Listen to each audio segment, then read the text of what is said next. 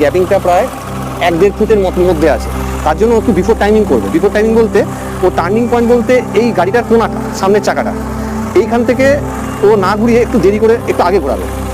এবার এখান থেকে একটা পাক মারো, দেখুন চাকাটা কাটলো এখন। এইবার দেখুন এখান থেকে ও দেখতে পাচ্ছে মাথা বাড়িয়ে ওই স্ল্যাবটা দেখতে পাচ্ছে।